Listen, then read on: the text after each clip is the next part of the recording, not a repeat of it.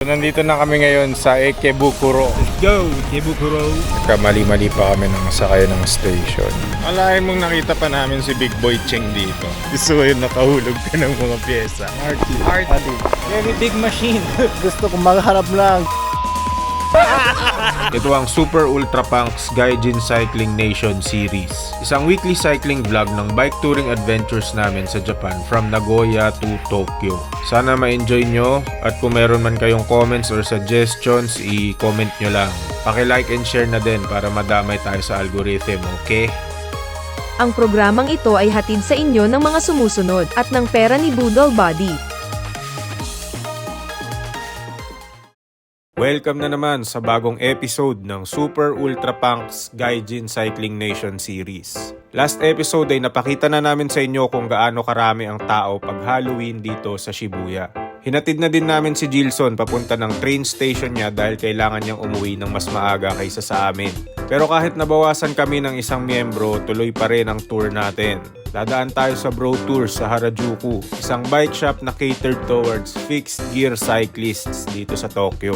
At kahit mga gurang na kami, mag-field trip pa rin tayo sa MKS, isang factory na gumagawa ng mga high quality na mga pedal ng bike. Kaya kung interesado pa kayo, ano pang hinihintay nyo, let's go, ikimasyo. Napanood ko sa YouTube to huwag nyo ako i-quote. Yung mga bad boys sa Japan, ninanakaw nila to, tapos kinakabit nila doon sa rear part ng car. So guys, yung mga nabili nyo sa hindi yan yung totoo. Yung legit dapat ninakaw nyo talaga. Pero huwag kayong magnakaw sa MRT Philippines kasi sobrang hirap na nga natin. Nanakawan nyo pa. May multi-tool ako, gusto mo nakawin. Kabit natin sa Pero bago ang lahat, dadaan muna kami dito sa Ueno para magtingin ng sapatos sa ABC Mart. Tindahan siya ng mga sapatos at super baba ng presyo nila dito. Mas mababa sa presyo ng mga nasa Pilipinas. A, B, C, D, E, F, U, and the mom and the sister. Dala ko yung passport ko ngayon para makamura kami Ameya Yokocho. Ito yung Ameyoko dito sa Ueno. Kalsada siya na may hilera ng mga palengke, kainan, at kung ano-anong mga tindahan.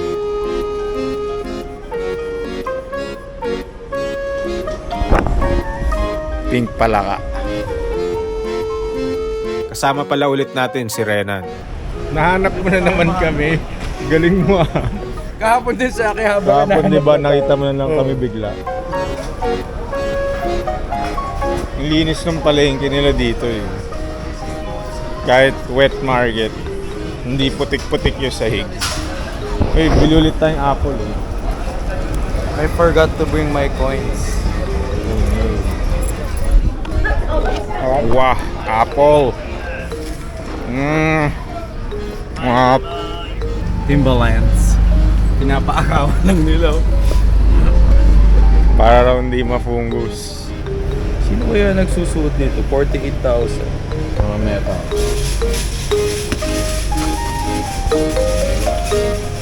Bagay.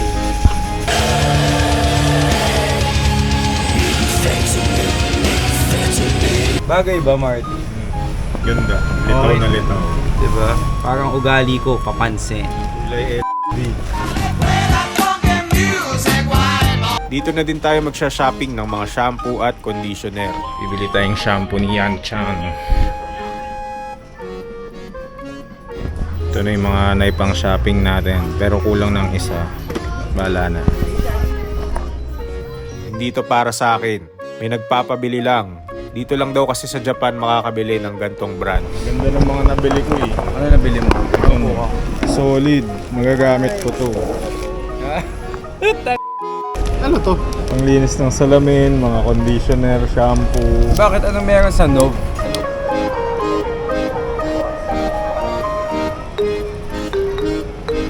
Bago pala umalis si Gilson, pinahiraman niya ako ng cellphone. Nagkakawala na kami pero mahanap natin sila gamit ang technology. Kasi yung phone ko nakalock lang sa iisang network. Hindi ko magagamit yung SIM na binili namin pang internet. Kaya tip ulit sa inyo, Pag mag-a-abroad kayo at bibili kayo ng SIM for mobile data purposes, siguraduhin nyo na yung phone nyo ay walang SIM restrictions. Salamat pala kay Gilson at pinahiram niya ako ng cellphone. Feeling ko kasama pa rin namin siya kahit na umuwi na siya. Bye-bye. Bye-bye. I will remember.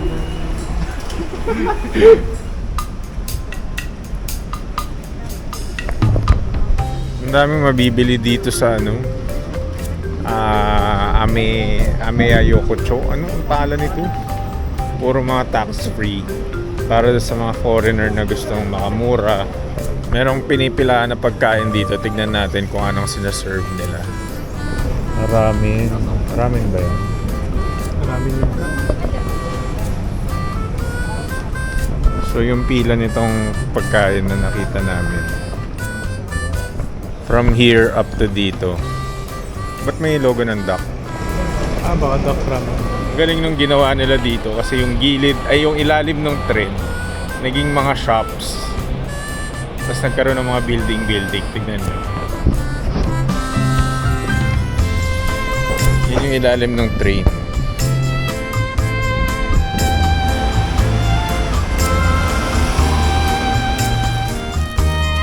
Alam mo hindi naka-sale yan? Oo. Alam mo kano yung naka-sale? Yung mga Nike na long sleeve. Oo nga eh. Yun yung may 1K less. Naloko nga ako eh. Nabudol ako. Nilagay nila sa rack para mabudol ako. Alam ko na paano ka bebentahan. Bakit? Lalagyan ko lagi ng mga sale na pula.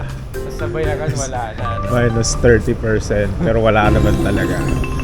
Nakakainis. Matapos naming sulsulan si Budol Buddy na bumili ng kung ano-anong mga bagay na hindi naman niya kailangan, nag-train na kami papunta sa Harajuku.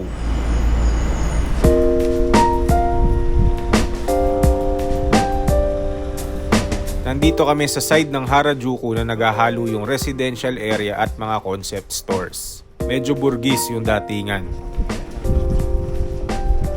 At nandito na tayo sa Bro Tours. Shoutout sa lahat ng mga nagbabike ng Fixie dyan. Samahan nyo ako maglaway sa mga items na binibenta nila. Pero bago tayo pumasok sa shop nila, i-share ko na din sa inyo na dito sa Japan, illegal ang gumamit ng bike na walang preno sa harap at sa likod. Lahat ng fixed gear builds nila dito ay may preno. Kaya iyak lahat ng mga brakeless dito sa Japan. Is that a fixed gear? Yeah, fix the gear. Pero ewan ko dito sa mamang to paano niya nagagamit yung bike niya nang hindi nahuhuli ng parak.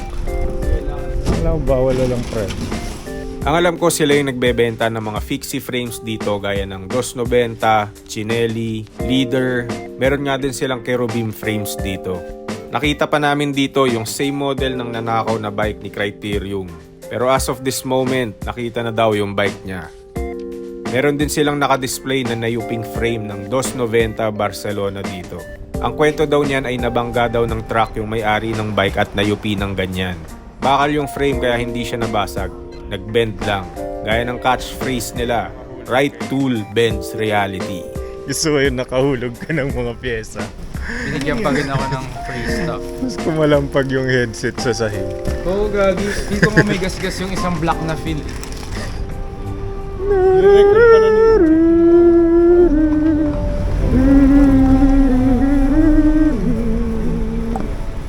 Nung pauwi na kami, nakita pa namin si Big Boy Cheng dito sa may Shibuya. Oo, sa Marikina kasi ako na destino dati 3 taon. Sa Marcos Highway doon sa Eurotex. Yung Eurotex doon. Lalo kayo noon ka. Kaya yan si Jinson, di ba? Oo, Kasama namin. sa trip. Umuwi na kanina lang. Bye-bye. Kaya nakapunta na kayo sa Nakano Broadway. Hindi pa. Ayun ang puntahan nyo, nandun yung cafe ni Murakami. Tsaka yung boom building, panay ito, Israel. Nakano Broadway. Siguro ano lang, one stop away from Shinjuku. Galing ako doon kanina, ang ganda. Alain mong nakita pa namin si Big Boy Cheng dito. Sino-sino na yung nakikita natin ngayon ay Swift Industries, I'm Mark, si Big Boy Cheng. Gilson Tube. Bye-bye. Sino pa ba nakita natin? Feeling ko meron pa eh. Na medyo kilala. Nakita natin dito. Oo. Makita natin si Vegeta. Sa Sa sobrang daming nabili ni Budol Buddy nung araw na to, bumili na siya ng lalagyan ng mga pinamili niya. Pero hindi naman daw lahat kanya. Karamihan daw ay ibebenta niya pagbalik ng Manila. Kaya mahusay talaga siya sa larangan ng budulan. Dami mong binili, pati bag na bili mo na. Mga pasabay yan, pasabay. Kano sisingilin mo dyan sa mga tao dahil sa labor? Wala, halos SRP pa rin. Huwag kayong mag-alala. Honest pasabayer tayo.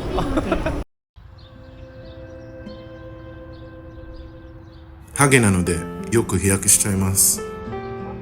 日本で7日間自転車した時、メンバーみんなの顔が焼けました。今私はこんな感じです。日焼けはヘルメットのデザイン通り。もしも穴の形がロゴだったらば、今頃私の頭にはブランドが刻まれているんだろうか。ハゲ頭に日焼け止めは向いてない。汗と混ざって目に入ると超痛いから。笑いね。だからいつも帽子かぶってます。最近のお気に入りはグランドワークさんのエアキュールカップです。薄手の素材を使用しているので軽くて鮮やか。ヘルメットをかぶってても快適です。サイクリングなどのアウトドアアクティビティに最適です。詳しくは概要欄をご覧ください。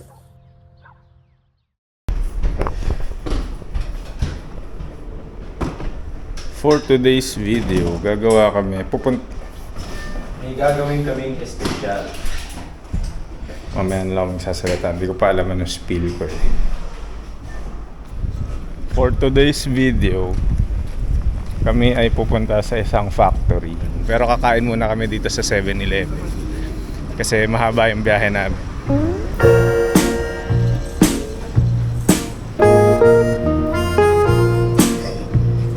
Marlo, kwento mo nga paano ka kinausap nitong imi-meet natin yan na factory. Hindi ko kasi pag nagbibuild ako ng bike, lagi ko sila tinatag. Tapos pinalo na nila ako at one point. Tapos ngayon, kakapost natin nung Japan tour natin bikes. Siguro nasubaybayan niya. Tapos biglang nag-message. Ay, ito na. Biglang nag-message yung account na to. Tapos sinabi, hey, are you guys in Japan? Tapos sabi ko, oh yeah. Tapos sabi niya, would you like to visit our factory? Tapos parang hindi pa nga ako makapaniwala na simula eh. Tapos mukha namang legit kasi yun yung totoong account. Tapos sabi niya, we'll give you a factory tour. Tapos biglang tinanong pa niya, how are you guys going here? Sabi ko, by train. Sabi niya, I'll pick you up. We'll pick you up at the train station. So susunduin pa kami, grabe. Baka naman mamaya nakasuit and tie pa yung mga kakausap Oo nila. nga eh. Mukha nga ako beekeeper eh. Ito isa mo ako mag-aerobics. Oo nga, di pa kasi sa sapatos ko. Yung nag-message sa amin siya, yan ako kung sino, managing director. So malamang baka bossing pa yung Managing nakausap director. ko. Baka akala niya malaking kumpanya tayo. Oo nga. Sa madaling sabi, field trip siya. Metal pressing and cold floating. Okay. Dito kami galing ngayon sa Oshiage Station sa may Skytree. Need namin makapunta Sa ng A-line. Asakusa. Then from Asakusa, kailangan namin makapunta ng Ikebukuro. Then pag nasa Ikebukuro na kami, doon na namin malalaman kung gaano kalayo papunta ng Saitama. One Punch Man Saitama. Sakto, naka-MKS ako na pedal kaya very educational talaga itong episode na to dahil matututunan natin kung paano nga ba ginagawa yung pedal na ginagamit ko dito sa bike tour na to. Charging now! At dahil mga Pilipino kami, gusto naming i-represent ang bansa natin sa mga Hapon. Kaya sasampulan namin sila ng very classy Filipino time, which is laging late ng 1 oras sa meet-up. So nandito na kami ngayon sa Ikebukuro. At dito muna kami papatay ng oras kasi pag umalis kami masyado maaga, 1 hour ahead kami ng aming schedule with the general manager. Let's go, Ikebukuro. Managing director. Ay, managing director pala. Ano masabi mo? General manager. Tumambay muna kami dito sa Ikebukuro kasi masyado pa maaga. Di ako familiar masyado sa Ikebukuro, pero sabi sa akin dito daw yung mga party-party na lugar pag gabi. Dapat daw nung gabi ng Halloween, dito na lang kami nagpunta. Yung date ng panahon na to ay November 3, 2023. Holiday ba ngayon? Di ba yung nanay, yung tita ni Rena nag-aaya rin lumabas? Kasi holiday daw nila. Culture Day ito sa Japan at isa itong national holiday. Lahat ng tao na nasa subway dati ay nagpulasan na parang mga langgam sa labas. Mabibilang lang daw sa kalendaryo ang holidays ng mga Hapon kaya siguro sinusulit nila ito pag may pagkakataon. Medyo nakakagulat dahil nasanay kami na tahimik yung mga kalsada nila ng mga gantong oras. Sa women's section ko to kinuha. Okay, bumaba yan. Large. Naka-sale eh. Kano? From 3.9 to 2.9. Medyo maraming train transfers from Skytree to factory ng MKS. Probinsya na kasi yung location ng factory nila. Siguro kasing layo na siya ng malalayong parte ng Bulacan. Sana marami kayong matutunan dito sa ating sineskwela na segment. Sana magustuhan nyo kasi malayo yung pupuntahan namin. Pero efficient pa rin yung commute namin dahil maraming linya yung tren nila.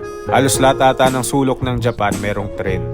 Sana ganito din sa Pilipinas. Yung pwede ka mag-uwian from malapit na probinsya to Manila kasi ilang oras lang yung biyahe na dire-diretso. Dito sa Japan, malalaman mo pag medyo nasa probinsya ka na kapag puro bahay na lang yung nadadaanan ng train route nyo. Nasa outskirts din kasi ng mga city yung murang housing. Mga 1 hour away from cities. Nandito na kami ngayon sa Seibu Line at papunta na kami sa something station sa Saitama. Baka maliit kami dahil nagkamali-mali pa kami ng sakay ng station. Sana maintindihan nung managing director na hindi kami sanay dito.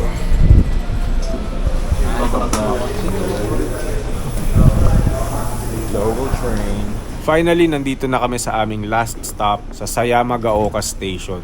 Dito kami susunduin ng managing director na contact namin na si Yuba-san. Late na tayo, bilhin mo. Saan ba nakalagay yung Ito yung taxi parking.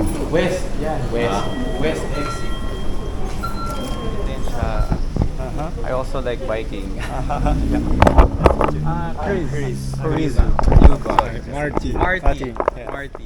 Ipapakilala namin kayo kay Yuba-san. Siya yung managing director ng MKS. Siya yung nakakita sa amin sa Instagram na nagja-Japan tour kaya naimbitahan niya kami dito. Lafayette, may sundo nga tayo, fra. Is it okay if we take a video? Of course. Thank you. Marty, una ka na. At totoo nga na may sasakyan kami. Nalito pa tong si Budol Buddy. Nasanay kasi tayo na yung passenger side ay nasa kanan. Yes, so we are making pedals over 70 years. Wow. Yeah, very long. Yeah, amazing pedals. We love the pedals. Yeah. My favorite is the Lambda pedals because it's big. It's this one, right? Similar to this. The foot is very comfortable when I step on the big pedal. Do you also go cycling, Yuba-san? Yeah, mainly commuting. Oh, here in the area. Yes. What's your favorite kind of bike? Blue Lug type. A blue lug type. Wow. Colorful, artsy bikes. He's friends with the mechanic in Kamiyuma Blue Lug. One of the mechanics there. He knows him. What's the name? Shami. Shami. Shami.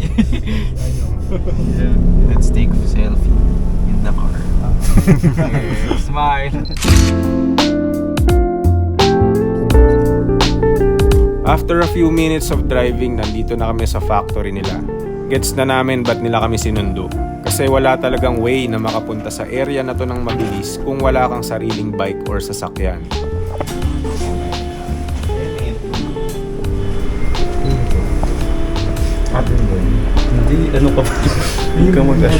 Pero ang main agenda ng meeting na to ay para ipakita sa amin yung bagong brand ng outdoor at bikepacking gear nila. which is Sylvan Works.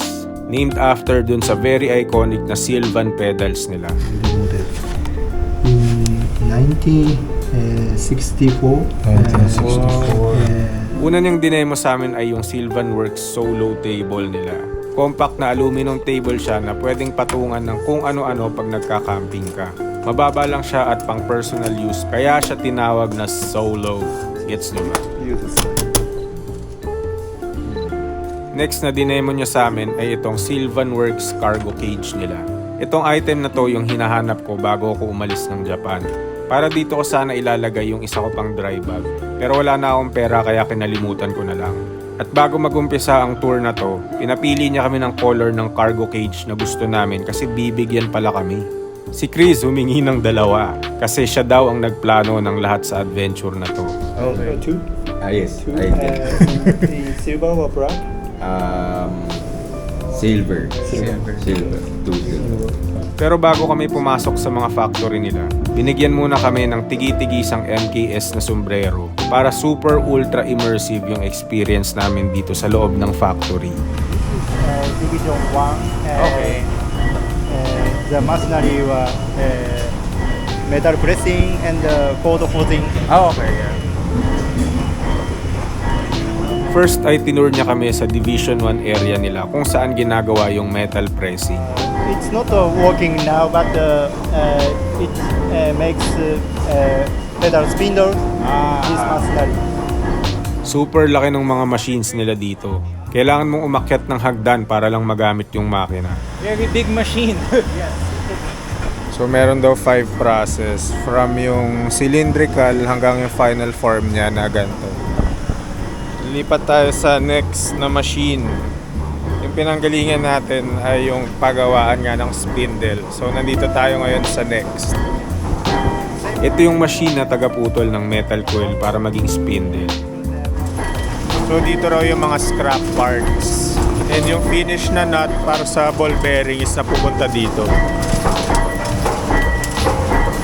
One process per 1 second. One nut per second. 1, 2,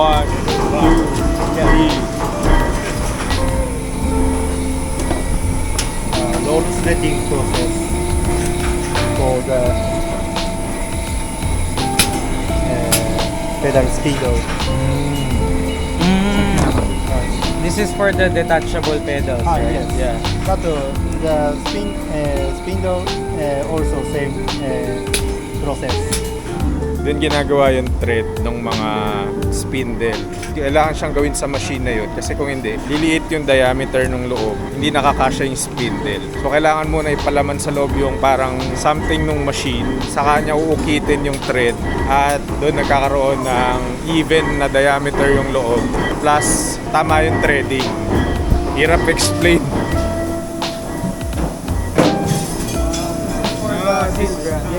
Table. Ito naman yung machine na taga-press ng magiging shape ng solo table.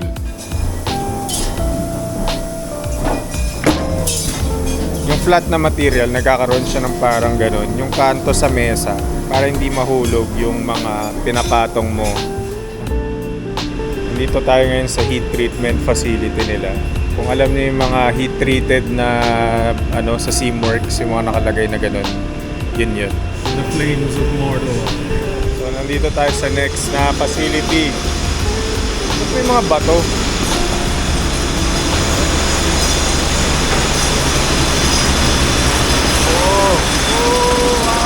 So yung nakita nyo kanina, doon yung rough and smooth polishing. May minutes na kailangan siya isalang doon sa vibration para maging makintab siya na ganun. Yung final product, mukha siyang binuff sa masinag. Yuba? After namin mag-tour sa loob, nag-break muna kami saglit kasi masyadong maingay yung mga machine. Hello, kumusta ka na? Ako si Marlo. Ako si KG. Si KG. Si KG. Si KG. KG. KG. Hi, KG. Gusto ka magsalita ng Tagalog. Oh. Bakit ka marunong magtagalog? Gusto ko maghanap ng girlfriend na Pilipinas. Doon namin na-meet tong si KG. Marunong siyang magtagalog. Pupunta sa Pilipinas, Bohol, Cebu, Isa dalawa tatlo apat lima. Ang galing ah. Nagjo-joke lang siya nung sinabi niya na gusto niya ng Pinay na girlfriend kaya siya marunong magtagalog. Nagpunta daw kasi siya sa Pilipinas noong 20 years old pa lang siya. Nasa Pilipinas siya for 5 years. I-enjoy? 楽しい? Good. Ano siya? Ano tan? Fun. Fun. Christian Bautista. Christian Christian Bautista. Singer. そう。すごい人気あった。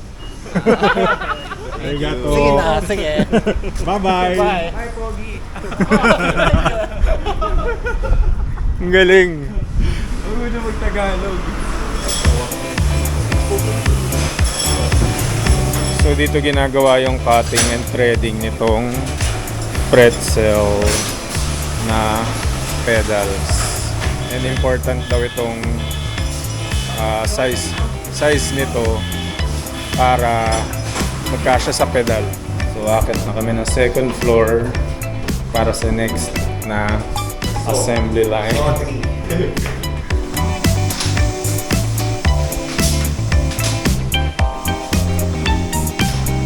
So dito sa part na to, chine-check nila yung ikot ng bearing at may nilalagay rin sila parang pampasiguro. At dito ginagawa yung box ng MKS. At dito naman, yung parang robot arm na yan yung nagpapasok ng mga ball bearing sa loob ng pedal. This is fast process providing bearing bolts. It's inserting the bearing bolt. Yes.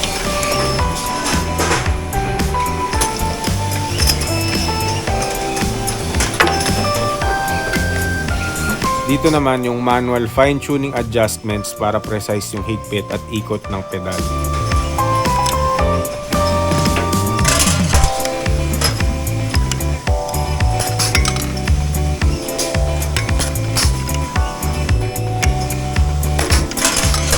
Dito ina-assemble yung mga body ng mga lambda na pedal.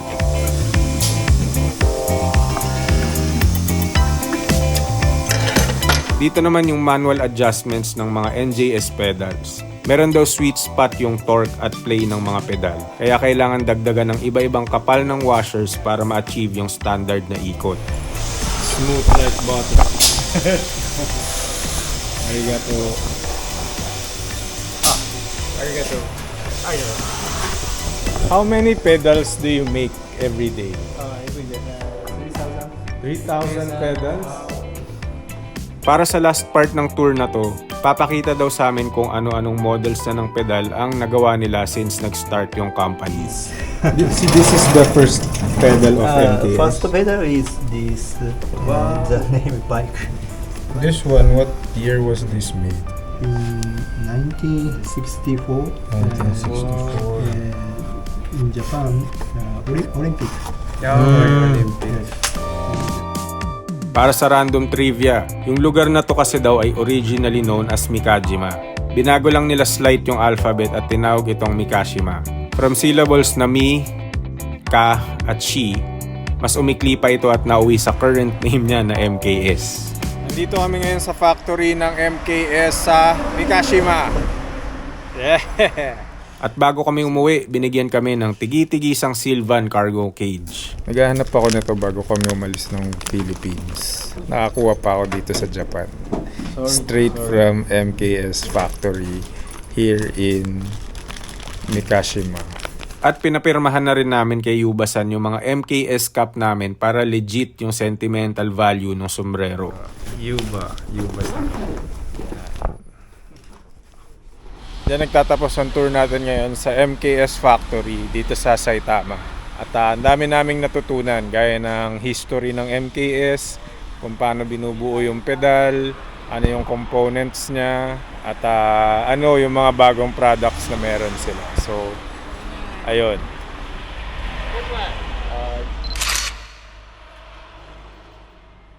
Arigatou gozaimasu.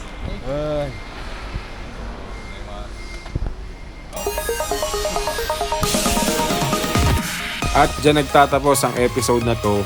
Sana natuwa kayo sa tour namin sa Bro Tours at sa pa-field trip namin sa MKS Factory. I-enjoy? 楽しい? Kita-kita ulit tayo next week every Monday, 7 PM. Kung bago lang kayo dito sa channel na to, mag-subscribe na rin kayo. Click nyo na din yung notification bell para ma-remind kayo pag may bago kaming upload. Paki-like and share na din tong video na to para madamay tayo sa algorithm ni YouTube. At kung meron kayong suggestions or questions, feel free to leave a comment at sasagutin naming lahat yan. Next episode, makikipag-bike tayo sa Onigiri Outside Meet and Greet event ng Blue Lug Bike Shop. I heard this is a bad word. Is that a fixed gear? Yeah, fixed gear.